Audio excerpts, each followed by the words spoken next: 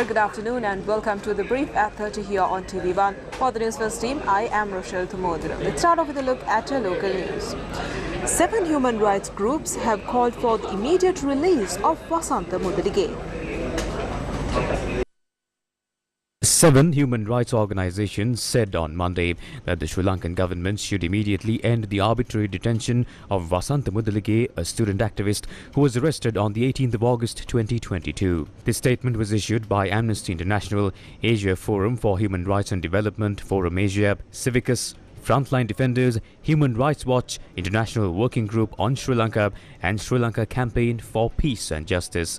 The statement said that since the 21st of August, Vasantha Mudalige, at 29 years old, has been held on orders signed by President Ranil Wickremesinghe under the Prevention of Terrorism Act, a draconian law that the government has long promised to repeal.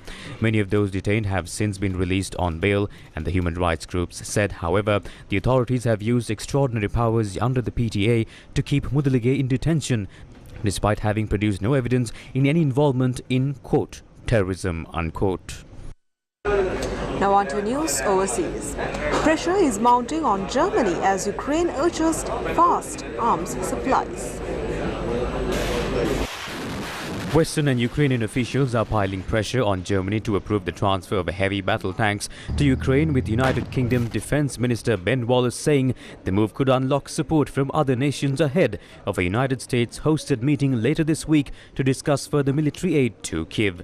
The appeal on Monday came as Ukrainian President Volodymyr Zelensky also insisted on the need for faster weapons deliveries in the wake of a Russian missile attack that killed at least 40 people in an apartment block in the eastern city of Dnipro. Ukraine has so far primarily relied on a Soviet-era T-72 tank variants, and defense analysts say Western-made battle tanks would provide Ukrainian forces with better protection and more accurate firepower.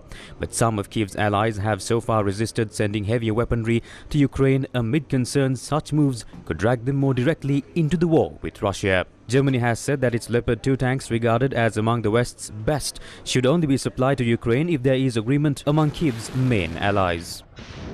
And that's a wrap of your news for this hour. Thank you for joining us.